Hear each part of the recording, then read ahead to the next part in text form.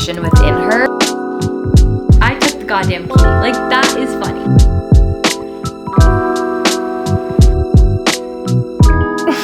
Checking in about themselves.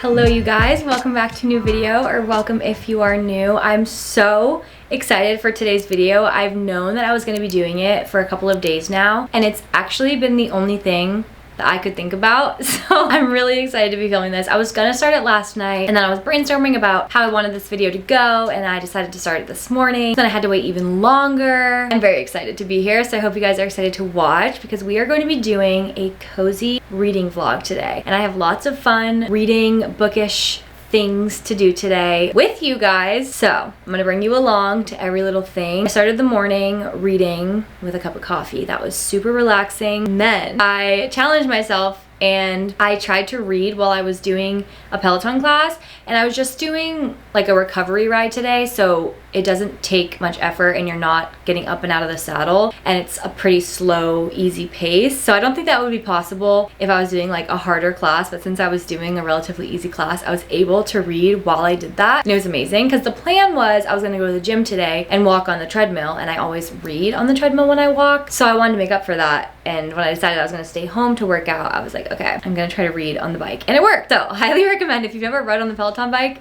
give it a try. I'm starting off this video reading 11/22/63 by Stephen King. Believe it or not, you guys, this is my very first Stephen King book. I'm ashamed to admit it, but it is. I think, if I'm not mistaken, I'm pretty sure my sister is a pretty big fan of Stephen King. I don't know why I was under the impression that Stephen King books were like cliche in some way. They either talked about things that were like really disturbing or controversial or something, but I'm not sure if that's the case. But I was like kind of purposely staying away from Stephen King because I thought I had a reason. I just haven't read Stephen King before, and not only is this my first Stephen King book, it's also the longest book I've ever read. I believe this is like 800 something pages, and it's also my very first book that I'm reading on my Kindle. So if you guys didn't see the last vlog, I finally got a Kindle literally because of this book. I'm leaving for a trip to New York next week. I'm like pretty positive I'm not gonna be able to finish this by then. I literally leave in less than a week. The book, I'll show you guys later on, it's thick. It is thick, thick, thick, thick, thick.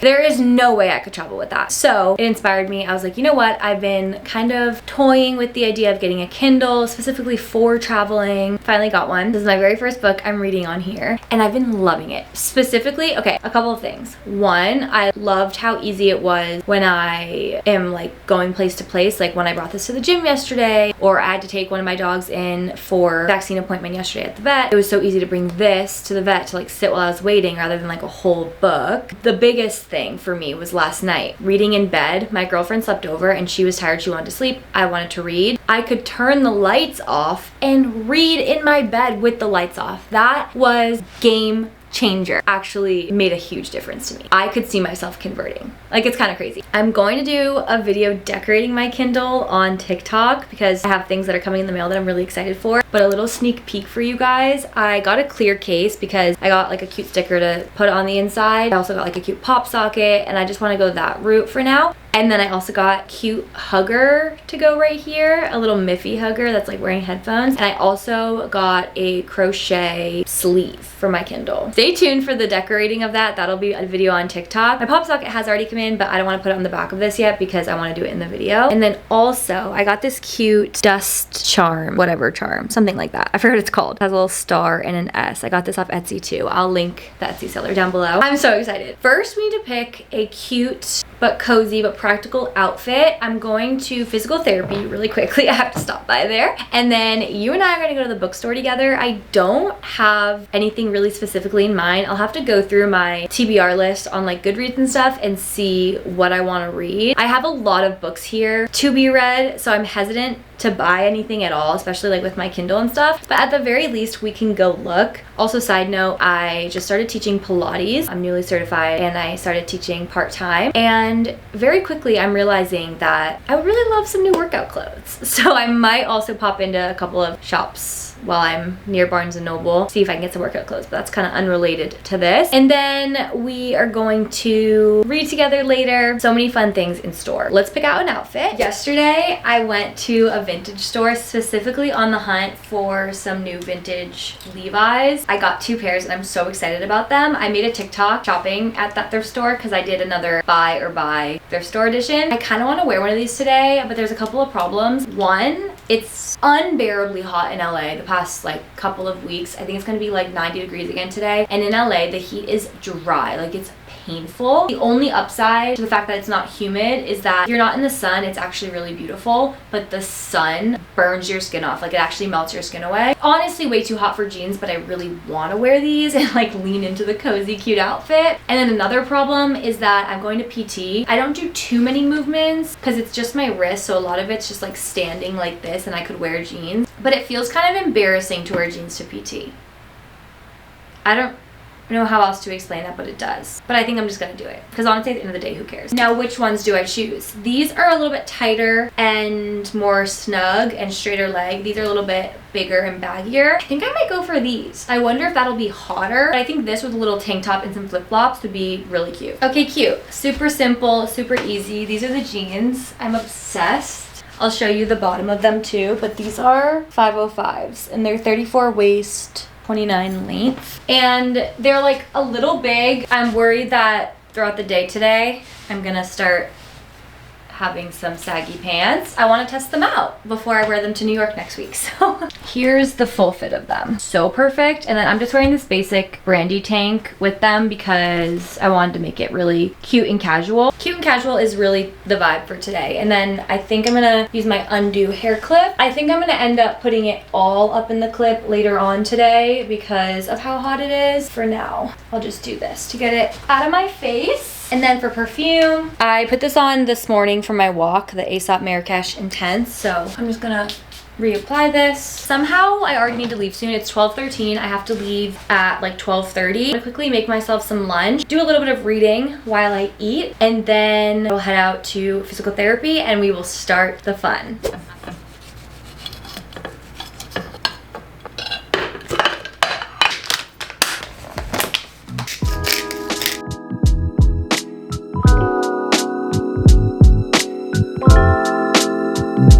Wow, side note, the Kindle is also really amazing for when you're eating because you don't have to hold the book. I really like how the narrator is talking to the reader. For example, he says, "I know the basis of suspense fiction. I ought to. I've read enough thrillers in my lifetime. And the prime rule is to keep the reader guessing. But if you've gotten any feel for my character at all, based on that day's extraordinary events, you'll know that I wanted to be convinced." I like that he's talking directly to the reader because it feels like it's like a tale being told rather than something playing out right in front of you. I like that it has that story time feel.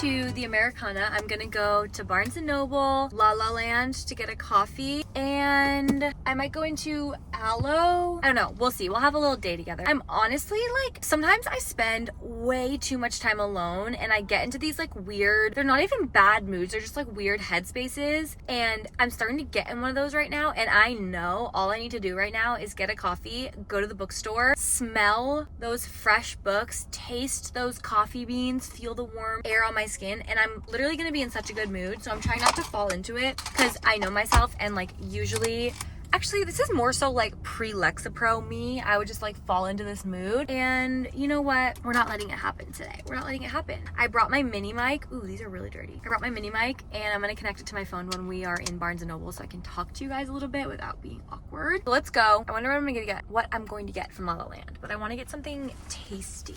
My blood sugar is a little bit low right now too. This is good. I also have my Kindle with me, so maybe we'll do a little bit of reading. I just want to have a day. I literally like canceled some of my work plans today, like to edit and stuff, because I really wanted to make this video with you guys. So I need to enjoy it.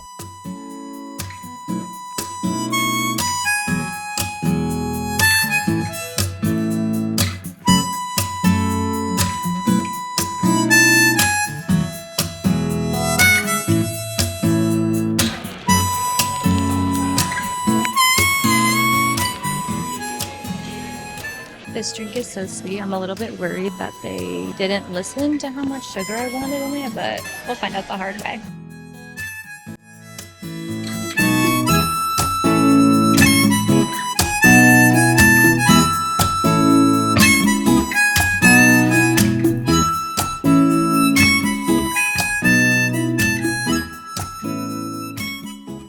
Since I have nothing in mind, I'm just gonna look around and see what covers stand out to me. Right off the bat, I really like this book cover. It's plain yellow. Wait, you guys, is this Perks of Being a Wallflower?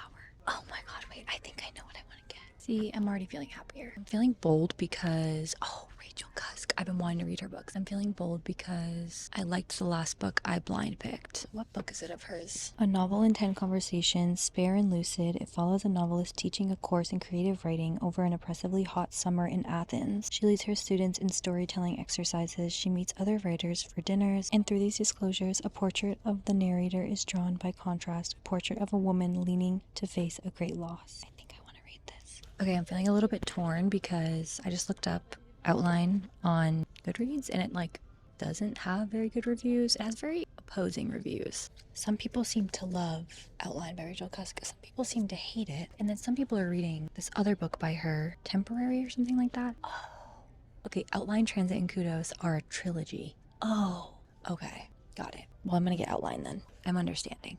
Where do I go from here? Ooh, my brilliant friend. I have been wanting, this is so sweet. I'm scared. This is supposed to be like incredible.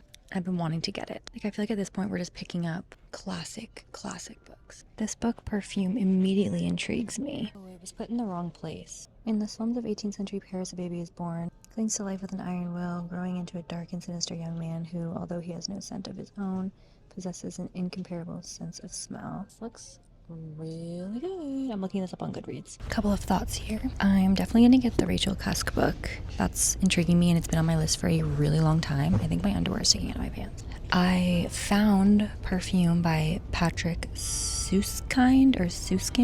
Perfume, the Story of a Murder. This one is about this boy who's born with enhanced sense of smell and is on the hunt to create the ultimate perfume, but it leads him to commit a series of brutal murders. That's right up my alley. I found this one called I'm a Fan, Sheena Patel, and it says, I stalk a woman on the internet who is sleeping with the same man as I am. With a clear and unforgiving eye, our narrator dissects the behavior of all involved, herself included: sex, brutality, politics, social media, work, art, tenderness. Patel tackles them all with ferocious humor while making the reader complicit in the inescapable trap of fandom. I love an unreliable narrator, so this one's really calling my name too. And again, I haven't heard of it, and that's like kind of the vibe for today. And I just want to note, Death Valley, Melissa Broder. I don't really like Melissa Broder. Okay, I think these are the 4 books I'm gonna go with. Outline by Rachel Cusk, Perfume, The Story of a Murder by Patrick Suskind. Someone tell me how to pronounce that. I'm a Fan by Sheena Patel, and Motherhood by Sheila Hady. Those are my choices today. I guess I've heard of all of them except, okay, I've heard of half of them. Let's go sit and read. I'm currently on page 75, 7% of the way done. Really liking it so far. I hadn't read the back of the book or anything when I started this book, and let's just say as I started reading it, I was really hoping it wasn't going to be a time machine. I should have read the back of the book because it literally says it's a time machine. So I didn't realize that's the kind of book I was diving into, but now I'm leaning into it. So maybe it does help to read the back of the book because I thought I was going to be getting like crime, thriller, flesh-eating disease type vibe. It's not what I got. But I'm liking it. I'm actually really liking it. It's just not what I thought.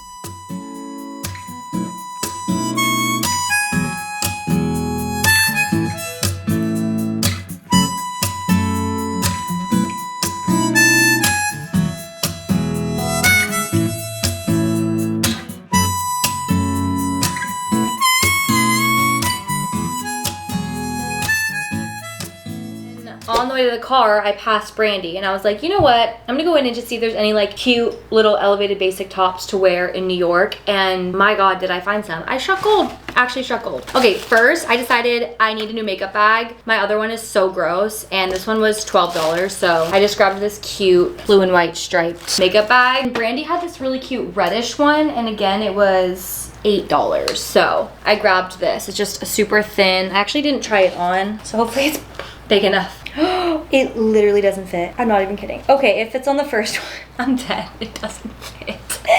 No, not my Brandy belt, literally not fitting me. It'll still work because it works on the last one. And I'm wearing these really low rise, so that's like the widest part of me. So if the pants are any higher, it should fit fine. But I got this. I have been seeing shirts like this all over my Pinterest. Wow, my blood sugar is really low right now, I think. I've been seeing things like this all over my Pinterest and this just is really cute. The color's cute. I love off the shoulder shirts. You guys know this. I thought this would be really cute just with some low-rise jeans in New York, like slouchy, baggy, cute. I sold these jean shorts earlier in the summer and I don't know why I did that. So if you bought them off my Depop, you're lucky because I want them back. It's kind of not for New York, kind of just for fall. I just love this color. It's like reddish brown terracotta t-shirt. Just like a good length basic. Really loved this for New York. This polka dot tank top. Flowy, comfy, cute. This is like bringing me back to my childhood. It's one of those longer tank tops that like goes over the jeans. Very Disney in the early 2000s. And then this brown off the shoulder shirt top. This is kind of not for New York either because it's gonna be way too hot, but I thought for teaching Pilates, wearing this over my sets, it's just this white rib zip up. And then last clothing item I got, I don't know if they're knee high or shin. I think they're like up to the knee. Really cute to wear with like ballet flats and a skirt. The time is now 8:08 p.m. We are home, we are showered, we are cozy. I ate some dinner. I did some, well, actually, last time I talked to you guys was having some low blood sugar problems and so I corrected that and then I ended up having a extremely high blood sugar. I literally, you know, I should do another day in the life of type 1 diabetes where I really go in depth on everything because the shit we go through on a day-to-day basis, you guys, and then just move on from it, like we really are tough warriors. I'll give us that. I'm like going down again. It's been a weird blood sugar night, but I'm not gonna let it stop me. What I was saying though was I laid down when my blood sugar was low and I was like, you know what? I did promise myself if I was gonna film this video today and not edit a podcast episode like I was supposed to, I at the very least promised myself that I was going to edit a vlog for TikTok that I filmed yesterday. So I laid down while I was low and edited that, but then of course ended up spending a lot of time on it. And then finally I got up and took a shower, but then I stood in the shower on my phone scrolling because I hadn't been online like all day. So I was just like scrolling through all my apps and I was like, okay, put it away. Then I ate some dinner, talked to Natalie on the phone, and now I'm here. I never sit here in this chair to read, and I actually don't know why because I'm so content right now. This is gonna become a thing. Like I'm actually extremely happy right now. I have a little beverage here today. This is our first beverage of the evening. And trust me, we're gonna go through a couple. Seltzer water, Forever Peach. I don't love this brand here, but it'll do. I have a candle lit over here. What do we have going on? Nutmeg Trader Joe's candle. I just like have it in a little container thing. It smells great, it smells like fall. I did not realize I was lighting a fall candle. I just lit the candle that was in there. I forgot what was in there and it's setting the mood. I'll tell you that much. I have all my ambiance lighting on. We're feeling good. Really quickly before we start reading, I want to talk to you guys. Well, first I wanted to show you how thick this Stephen King book is that I'm reading right now. This is why I got a Kindle. You expect me to travel to New York City with this? No offense, but like if you compare it to the thickness of my head, like it is so large.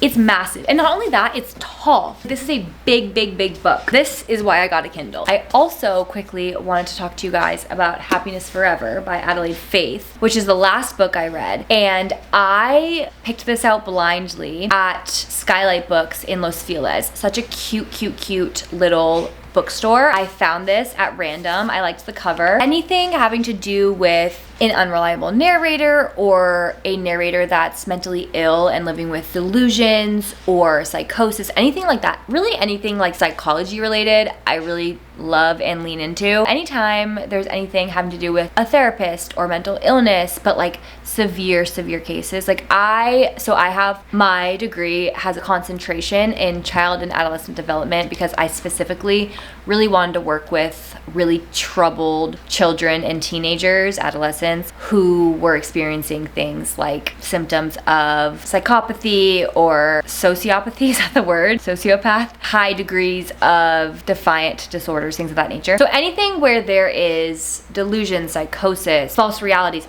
I'm so into. So this one caught my eye. Essentially, Sylvie is the narrator, the main character. She has recently started therapy, and she quickly learns that she is entirely infatuated with her therapist and something transference. They kept saying it, now I'm forgetting. So she just becomes entirely enthralled with her therapist. She knows that it's quote unquote wrong, and she knows it's crazy, and she knows she shouldn't feel that way, but she does. And it's not that she has a crush on her therapist, it's that she's genuinely obsessed with every little part of her therapist's existence. Sylvie will go on walks and search for the shape of her therapist in public in hopes to run into her, or run into her dog, or run into her husband. Any relation to the therapist, she basically spends her every waking moment in search of her therapist and just constantly looks forward to these therapy sessions. And she does confess this obsession to her therapist, to which of course her therapist doesn't reciprocate, obviously, which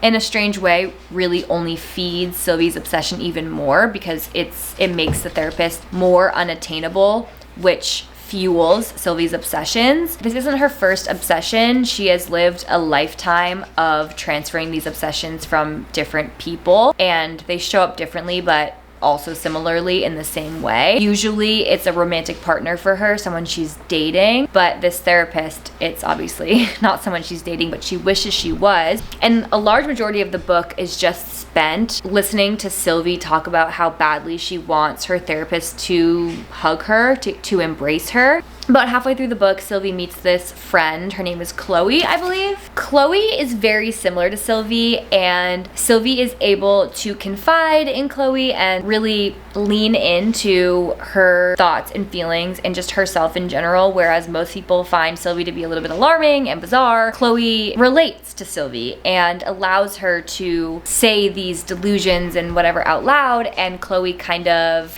sort of enables, but less so enables, more so empathizes with Sylvie and gives her the space to say anything and everything, and becomes this really strong stability figure in Sylvie's life, which I think is a lot more important than Sylvie even realizes throughout this book. But then, I won't give too much away, but with the way it ends, Sylvie sort of gets what she wants eventually, and finds that that doesn't even really quench the thirst of obsession within her. The fact that it doesn't satisfy anything within her adds to everything that she constantly deals with, and all of these emotions and feelings and just obsessions. It was really interesting the way that Adelaide Faith wrote this, because I've read a fair amount of stories where the narrator is unreliable due to mental illness, and a lot of times I find that the author makes the character out to be like stereotypically mentally ill,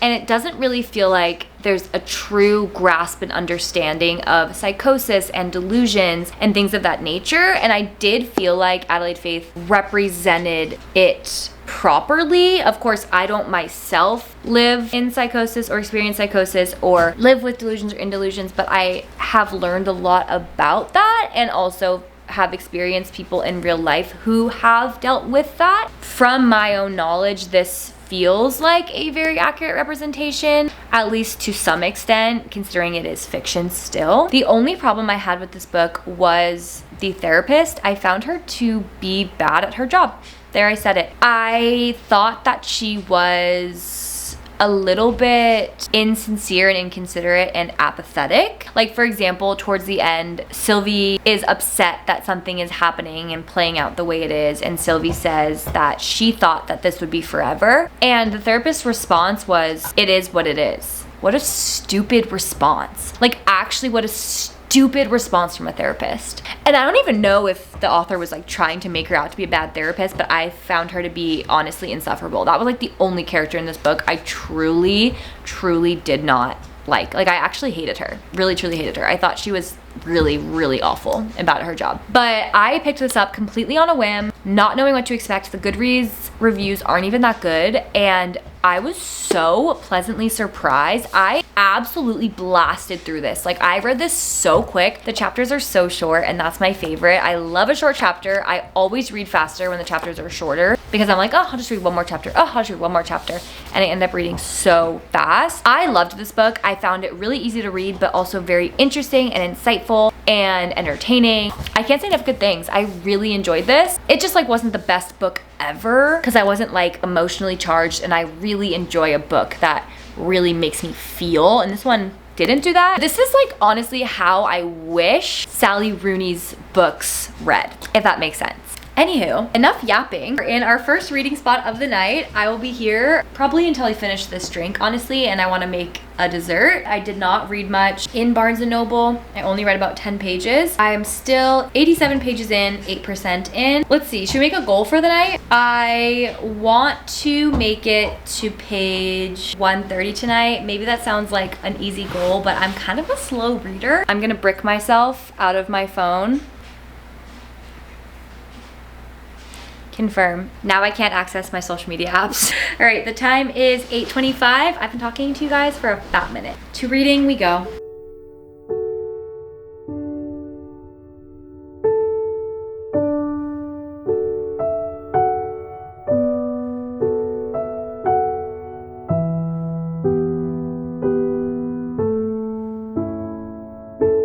I find this to be really funny. Like, I want to chuckle to myself often. Like, just, it's a hell of a sales pitch, I said, but I don't need the key. When the sun comes up tomorrow, you'll still be on the big blue bus. 95% probability, but that's not good enough. Take the goddamn key. I took the goddamn key and put it in my pocket. I'll let you get some rest. Like, that is funny. I took the goddamn key. Like, that is funny, you know? I like it.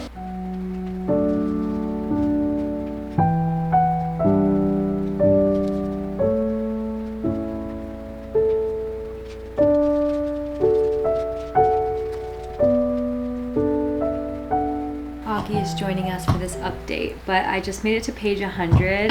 Oh my god, you guys. So there's this time machine, right? We're still learning how it all works, okay? We're still learning the ropes. So Al is the man who discovered the time machine, and he's explaining how this all works, explaining ways that he's changed the future by changing things in the past. You know, he's like saying without giving things away, he saved this person from being in a wheelchair their entire life. He prevented it from happening. So, okay, the way the time machine works is every time you leave and come back, it's like a reset. So anytime you leave and then go back, you reset everything that you did in the past before or changed in the past before. So say you stop someone from dying in the past and then you leave and then you go back, it's no longer prevented. You'd have to prevent it again for it to continue on into the future. And so he's explaining, like, he saved this girl from being in a wheelchair. The narrator here took his first trip to the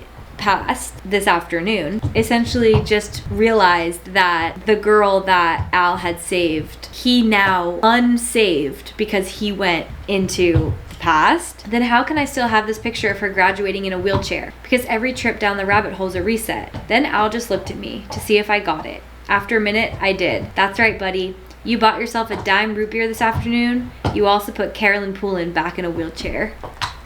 That's fucked. So fucked. Chapter 4. Jake. The narrator's name is Jake. I couldn't remember it. Jake. Because Al keeps calling him Buddy. Kind of confused. Another example of the writing. I just love this writing. I turned my head on the pillow to look at the clock on the nightstand and saw it lacked just 2 minutes of 6 a.m. So simple, yet so brilliantly elegant. Like, perfect. Perfect. I love that. Okay, in the first, like, literal chapter of this book, so Jake's a teacher, okay? And he was talking about an essay one of his students wrote that really severely impacted him emotionally. And we didn't get much of the essay at that time. And so I thought that maybe wasn't going to be as important as I originally thought. But now, page 106, we are finally getting the essay. And I think it's the entire thing. So I'm excited to see what significance this holds, because I think it's It is actually a lot. I think that there was a reason that that was included in the first chapter. Okay. I think I know the significance. I think he's gonna probably prevent the tragedy that happens in that essay from happening by going back in time. Because I don't exactly know what this means, but he just read the essay, or like the first couple pages, and then it said there was more, 3 terrible pages, but it wasn't me who had to read them. Oh, he's gonna bring them to Al to read. I don't know why. Like, this is hilarious. He read Harry Dunning's theme twice, started to put it down, then read it again. At last, he looked up at me and said, "Jesus H. Christ on a chariot-driven crutch." Like, what? Okay, 9:30 p.m. check-in. I am on page 115. I'm gonna go make some dessert now. I like where this is headed, okay? I was a little concerned because I know, obviously, the main, like, premise of this is JFK and, like, stopping his assassination. Like, that's literally the cover. Like, I get it, but I was a little bit worried. I'm just, like, not a history buff, and a lot of the first 100 pages were spent on JFK and Oswald, and kind of like a lot of talks about that, and I was a little bit like, okay, so we're going on an adventure to stop JFK from being murdered. Okay, for 800 pages, I was a little bit worried about how that was gonna go, but now I'm seeing, like, there's gonna be a lot more to the plot, and I'm excited. I am excited. 11% done. I can't believe how long this book is. That's like the one thing that's throwing me off. This is the longest book I've ever read, so the fact that I'm 100 something pages in and I'm only 11% done, yeah, that's a little bit discouraging. All right, let's go make some yogurt, finish my water. Luckily, I'm definitely gonna get to my goal for the night. I think I lowballed myself because I'm on page 126 and I just made it to part 2. It's called The Janitor's Father. I'm very excited. Also, I like how they have photos of the places that they're talking about. That's not what I was picturing, so I'm actually really happy to have that. Okay, let's see what part 2 is all about, shall we?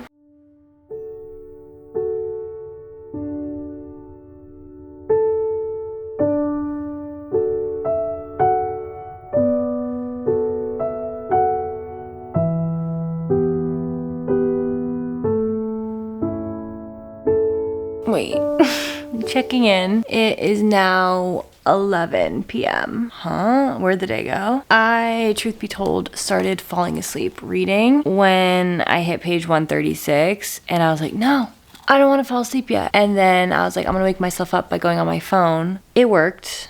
And then I got trapped on my phone, which is, okay, here's my problem. I literally have most social media bricked, but I don't have Pinterest or Depop or Safari bricked, and so I end up scrolling there. It's time to break myself out of quite literally everything. Okay, it is way past my bedtime. I'm gonna get in bed now and I'm gonna try to do a bit of reading, but Lord knows I'm gonna fall asleep very quickly. So I'm gonna say my final goodbyes here because I know myself, and we're gonna get another clip of me falling asleep like the last video.